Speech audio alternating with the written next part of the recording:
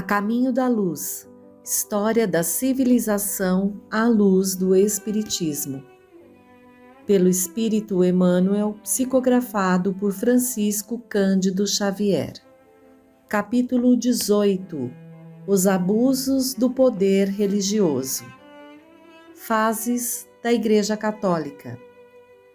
Apesar dos numerosos desvios da Igreja Romana, que esqueceram os princípios cristãos tão logo que chamada aos gabinetes da política do mundo, nunca o catolicismo foi de todo abandonado pelas potências do bem no mundo espiritual.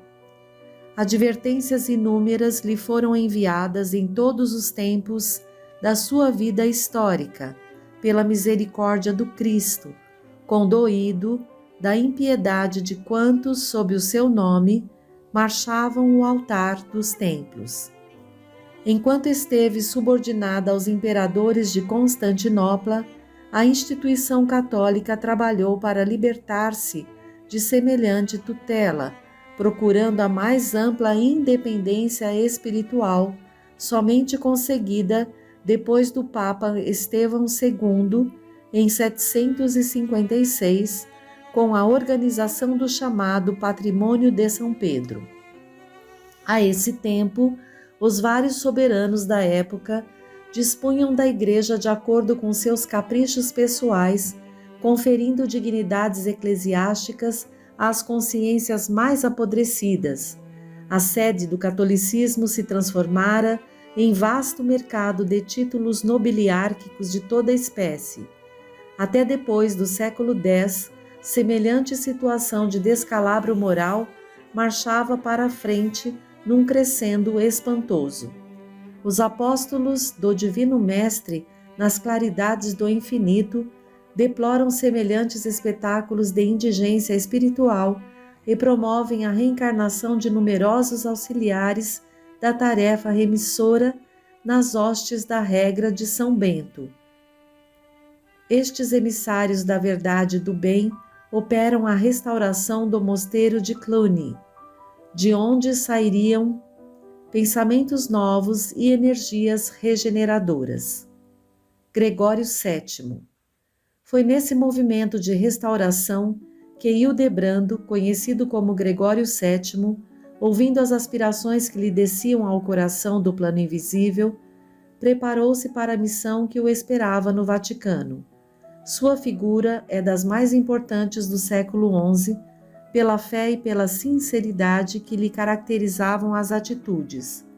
Eleito Papa, após a desencarnação de Alexandre II, reconheceu que as primeiras providências que lhe competiam eram as do combate ao simonismo no seio da instituição católica e as do restabelecimento da autoridade da Igreja, que ele desejou sinceramente reconduzir ao seio do cristianismo, embora as lutas sustentadas contra Henrique IV façam parecer o contrário. Convocando um concílio em Roma no ano de 1074, procurou reprimir a enormidade de tantos abusos referentes ao mercado dos sacramentos, às honras eclesiásticas. Filipe I e Henrique IV prometem amparo e auxílio às decisões do pontífice no sentido de regenerar a organização da Igreja. Henrique IV, porém, prestigiado pelos bispos culpados de simonia, fugiu ao cumprimento da promessa e, depois de exortado por Gregório VII, tenta depô-lo, reunindo em Worms um sínodo de sacerdotes transviados. O Papa excomunga o príncipe rebelado, ocorrendo então os célebres acontecimentos de Canossa. A luta ainda não havia terminado quando Gregório VII se desprende do mundo em 1085, deixando, porém, o caminho preparado para a Concordata de Worms, que se realizaria em 1122 com Henrique V, com a independência da Igreja e a regeneração aproximada de sua disciplina. As advertências de Jesus. Instalada nas suas imensas riquezas e dispondo de todo o poder e autoridade, a Igreja poucas vezes compreendeu a tarefa de amor que competia à sua missão educativa. Habituada a mandar sem restrições, muitas vezes recebeu as advertências de Jesus à conta de heresias condenáveis, que era preciso combater e profligar. As exortações do alto não se faziam sentir tão somente no seio das ordens religiosas, onde penitentes humildes proporcionavam aos seus orgulhosos superiores eclesiásticos as mais santas lições da piedade cristã. Também na sociedade civil, as sementes de luz deixavam entrever os mais esperançosos rebentos de compreensão e de sabedoria acerca do Evangelho e dos exemplos do Cristo. Nesse caso, está Pedro de Vaux, que, embora sendo um homem de negócios em Lyon, desligou-se de todos os laços que o prendiam à riqueza humana, despojando-se de todos os bens em favor dos pobres e necessitados, comovido com a leitura da exemplificação de Jesus no seu evangelho de amor e redenção. Esse homem extraordinário, a quem fora cometida a missão de instrumento da vontade do Senhor, mandou traduzir os livros sagrados para a leitura pública e, junto de outros companheiros que passaram à história com os nomes de valdenses, iniciou amplo movimento de pregações evangélicas à maneira dos tempos apostólicos. Os pobres de Lyon foram excomungados primeiramente pelo arcebispo da cidade e mais tarde, em 1185, pelo pontífice do Vaticano. A Igreja não poderia tolerar outra doutrina que não a sua, feita de orgulho e mal disfarçada ambição. Qualquer lembrança verdadeira e sincera do seu divino fundador era tomada como heresia abominável e suscetível das mais severas punições. A verdade, porém, é que, se os valdenses foram caluniados pelas forças católicas, suas pregações e apelos nunca mais desapareceram do mundo desde o século XI, porque, com vários nomes, as suas organizações subsistiram na Europa até a Reforma, não obstante os guantes de ferro da Inquisição. Francisco de Assis. Os apelos do alto continuaram a solicitar a atenção da Igreja Romana em todas as direções. As chamadas heresias brotavam por toda parte onde houvesse consciências livres e corações sinceros. Mas as autoridades do catolicismo nunca se mostraram dispostas a receber semelhantes exortações. Havia terminado em 1229 a guerra contra os hereges, cujos embates atravessaram o espaço de 20 anos, quando alguns chefes da Igreja consideraram a oportunidade da fundação do Tribunal da Penitência, cujos projetos de há muito preocupavam o pensamento do Vaticano. Mascarar-se-ia o cometimento com o pretexto da necessidade de unificação religiosa, mas a realidade é que a instituição desejava dilatar o seu vasto domínio sobre as consciências. Todavia, se a Inquisição preocupou longamente as autoridades da Igreja antes da sua fundação, o negro projeto preocupava igualmente o espaço, onde se aprestaram providências e medidas de renovação educativa. Por isso, um dos maiores apóstolos de Jesus desceu à carne com o nome de Francisco de Assis. Seu grande e luminoso espírito resplandeceu próximo de Roma, nas regiões da Úmbria desolada. Sua atividade reformista verificou-se sem os atritos próprios da palavra, porque o seu sacerdócio foi o exemplo da pobreza e na mais absoluta humildade. A Igreja, todavia, não entendeu que a lição lhe dizia respeito e, ainda uma vez, não aceitou as dádivas de Jesus. Os franciscanos. O esforço poderoso do missionário, todavia, se não conseguiu mudar a corrente de ambições dos papas romanos, deixou traços fulgurantes da sua passagem pelo planeta. Seu exemplo de simplicidade, de amor, de singeleza e de fé contagiou numerosas criaturas que que se entregaram ao santo mistério de regenerar almas para Jesus. A Ordem dos Franciscanos chegou a congregar mais de 200.000 missionários e seguidores do grande inspirado. Eles repeliram qualquer auxílio pecuniário para aceitar tão somente os alimentos mais pobres e mais grosseiros, e o característico que mais os destacava das outras comunidades religiosas era o seu alinhamento dos mosteiros. Em vez de repousarem à sombra dos claustros, na tranquilidade e na meditação, esses espíritos abnegados reconheciam que a melhor oração para Deus é a do trabalho construtivo no aperfeiçoamento do mundo e dos corações. A Inquisição. Muito pouco valeram as lições do bem diante do mal triunfante, porque em 1231 o Tribunal da Inquisição estava consolidado com Gregório IX.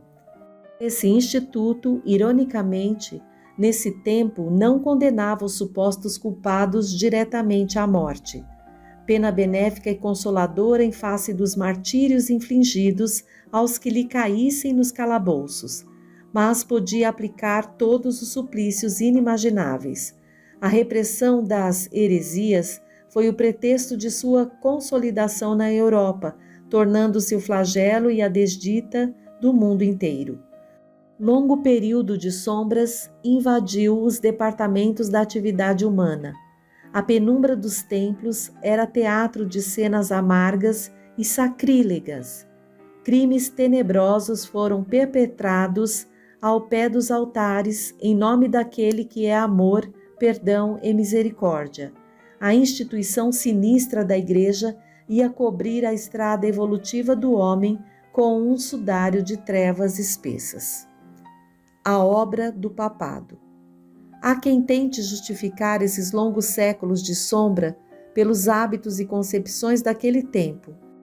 Mas a verdade é que o progresso das criaturas poderia dispensar esse mecanismo de crimes monstruosos. Por isso, nos débitos romanos, pesam essas responsabilidades tão tremendas quão dolorosas. A Inquisição foi obra direta do papado, e cada personalidade, como cada instituição, tem o seu processo de contas na justiça divina. Eis porque não podemos justificar a existência desse tribunal espantoso, cuja ação criminosa e perversa entravou a evolução da humanidade por mais de 6 longos séculos. Capítulo 19. As Cruzadas e o fim da Idade Média. As primeiras cruzadas. Reportando-nos ao século XI, as cruzadas nos merecem especial referência, dados seus movimentos característicos da época. Desde Constantino, que os lugares santos da Palestina haviam adquirido considerável importância para a Europa Ocidental. Milhares de peregrinos visitavam anualmente a paisagem triste de Jerusalém, identificando os caminhos da paixão de Jesus ou os traços da vida dos apóstolos. Enquanto dominavam na região os árabes de Bagdá ou do Egito, as correntes do turismo católico podiam buscar sem receio as paragens sagradas.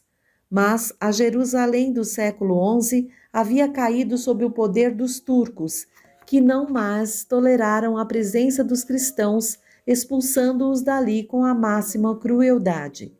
Semelhantes medidas provocam os protestos de todo o mundo católico do Ocidente e, no fim do referido século, preparam-se as primeiras cruzadas em busca da vitória contra o infiel. A primeira expedição que saiu dos centros mais civilizados, sob o comando de Pedro, o eremita, não chegou a ausentar-se da Europa, dispersada que foi pelos búlgaros e húngaros. Todavia, em 1096, Godofredo de Bulhões com seus irmãos e Tancredo de Siracusa e outros chefes, depois de se reunirem em Constantinopla, demandaram Niceia com um exército de 500.000 homens.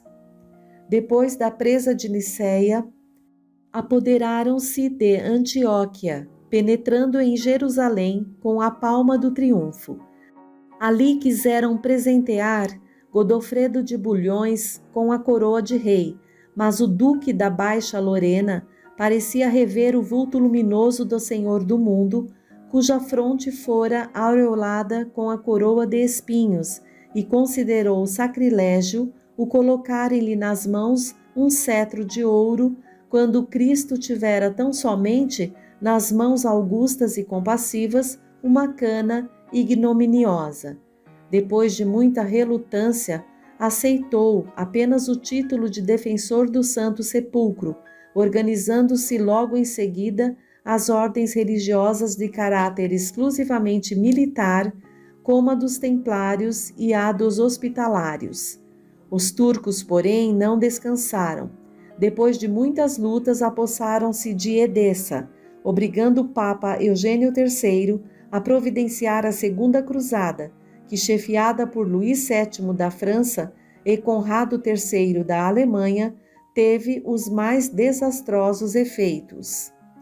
Fim das Cruzadas. Em fins do século XII, Jerusalém cai em poder de Saladino.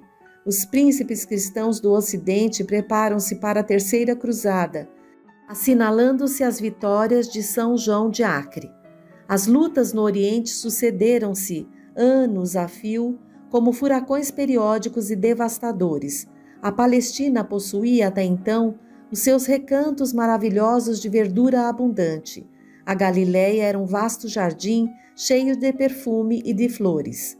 Mas tantos foram os embates dos exércitos inimigos, tantas as lutas de extermínio e de ambição, que a própria natureza pareceu maldizer para sempre os lugares que mereciam o amor e o carinho dos homens. As últimas cruzadas foram dirigidas por Luís IX, o rei santo de França, que, depois da tomada de Damietta, caiu em poder dos inimigos, pagando fabuloso resgate e vindo a desprender-se da vida terrestre em 1270, defronte de Tunis, vitimado pela peste. Os mensageiros de Jesus, que de todos os acontecimentos sabiam extrair os fatores da evolução humana para o bem, buscam aproveitar a utilidade desses acontecimentos dolorosos. Foi por essa razão que as cruzadas, não obstante o seu caráter anticristão, fizeram-se acompanhar de alguns benefícios de ordem econômica e social para todos os povos. Na Europa, a sua influência foi regeneradora, enfraquecendo a tirania dos senhores feudais e renovando a solução dos problemas da propriedade, conjurando muitas lutas isoladas. Além disso, seus movimentos intensificaram, sobremaneira, as relações do Ocidente com o Oriente, apenas paralisadas mais tarde em vista da ferocidade dos turcos e dos invasores mongóis. O esforço dos emissários do Cristo. No infinito reúnem-se os emissários do Divino Mestre em assembleias numerosas sob a égide do seu pensamento misericordioso, organizando novos trabalhos para a evolução geral de todos os povos do planeta. Lamentam a inabilidade de muitos missionários do bem e do amor, que, partindo dos espaços saturados dos melhores e mais santos propósitos, experimentam no orbe a traição das próprias forças, influenciados pela imperfeição rude do meio a que foram conduzidos. Muitos deles se deixavam deslumbrar pelas riquezas efêmeras, mergulhando no oceano das vaidades dominadoras, estacionando nos caminhos evolutivos, e outros, como Luís IX de França, excediam-se no poder e na autoridade, cometendo atos de quase selvageria, cumprindo seus sagrados deveres espirituais, com poucos benefícios e amplos prejuízos gerais para as criaturas. Mas, compelidas pelas leis do amor que regem o universo, essas entidades compassivas jamais negariam do alto o seu desvelado concurso a favor do progresso dos povos, procurando aperfeiçoar as almas e guiando os missionários do Cristo através dos mais espinhosos caminhos. Pobreza intelectual. No século XIII, estava definitivamente instalado o governo real. desaparecendo as mais fortes expressões do feudalismo. Cada região europeia tratava de concatenar todos os elementos precisos à organização de sua unidade política, mas a verdade é que os meios escassos de instrução não permitiam uma existência intelectual mais avançada.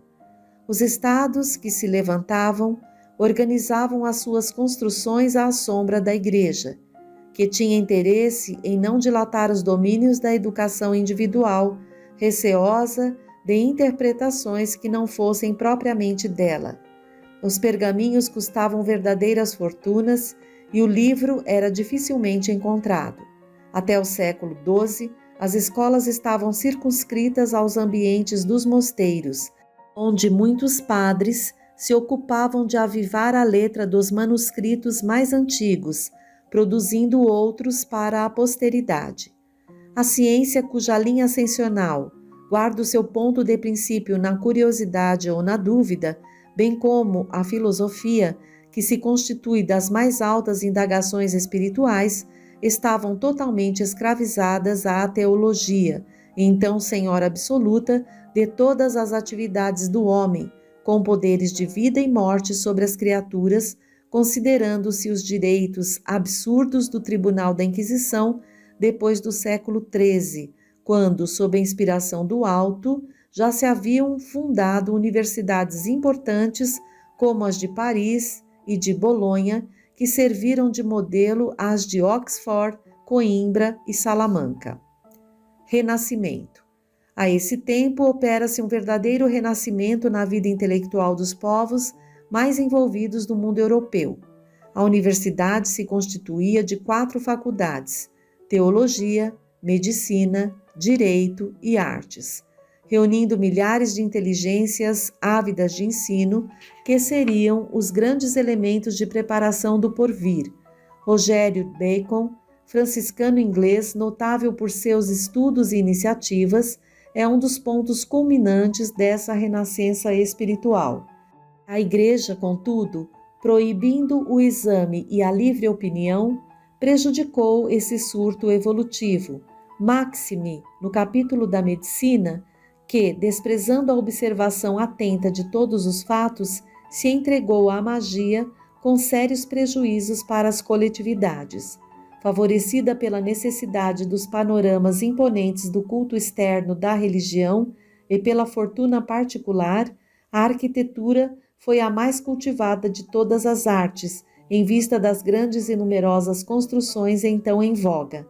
Com a influência indireta dos guias espirituais dos vários agrupamentos de povos, consolidam-se as expressões linguísticas de cada país, formando-se as grandes tradições literárias de cada região. Transmigração de povos. É então que inúmeros mensageiros de Jesus, sob a sua orientação, iniciam um largo trabalho de associação dos espíritos de acordo com as tendências e afinidades, a fim de formarem as nações do futuro com a sua personalidade coletiva. A cada uma dessas nacionalidades seria cometida determinada missão no concerto dos povos futuros, segundo as determinações sábias do Cristo, erguendo-se as bases de um mundo novo, depois de tantos e tão continuados desastres da fraqueza humana. Constroem-se os alicerces dos grandes países, como a Inglaterra, que em 1258 organiza os Estatutos de Oxford, limitando os poderes de Henrique III, e em 1265 erige a Câmara dos Comuns, onde a burguesia e a classe menos favorecida têm a palavra com a Câmara dos Lordes. A Itália prepara-se para a sua missão de latinidade, a Alemanha se organiza, a Península Ibérica é imensa oficina de trabalho, e a França ensaia os passos definitivos para a sabedoria e para a beleza. A atuação do mundo espiritual proporciona à história humana a perfeita caracterização da alma coletiva dos povos. Como os indivíduos, as coletividades também voltam ao mundo pelo caminho da reencarnação. É assim que vamos encontrar antigos fenícios na Espanha e em Portugal, entregando-se de novo às suas predileções pelo mar, na antiga Lutécia, que se transformou na famosa Paris do Ocidente. Vamos achar a alma ateniense nas suas elevadas indagações filosóficas e científicas, abrindo caminhos claros ao direito dos homens e dos povos. Andemos mais um pouco e acharemos na Prússia o espírito belicoso de Esparta, cuja educação defeituosa e transviada construiu o espírito detestável pan-germanismo na Alemanha da atualidade. Atravessemos a Mancha e deparar-se-nos-á na Grã-Bretanha a edilidade romana, com a sua educação e a sua prudência, retomando de novo as rédeas perdidas do Império Romano, para beneficiar as almas que aguardaram por tantos séculos a sua proteção e o seu auxílio. Fim da Idade Média. Do plano invisível e em todos os tempos, os espíritos abnegados acompanharam a humanidade em seus dias de martírio e glorificação, lutando sempre pela paz e pelo bem de todas as criaturas. Referindo-nos de escantilhão à nobre figura de Joana d'Arc, que cumpriu elevada missão adstrita aos princípios de justiça e de fraternidade na terra, e às guerras dolorosas que assinalaram o fim da Idade Média, registramos aqui que, com as conquistas tenebrosas de Gengis Khan e de Tamerlão, e com a queda de Constantinopla em 1453, que ficou para sempre em poder dos turcos, verificava-se o término da época medieval. Uma nova era despontava para a humanidade terrestre, com a assistência contínua do Cristo, cujos olhos misericordiosos acompanham a evolução dos homens lá dos arcanos do infinito.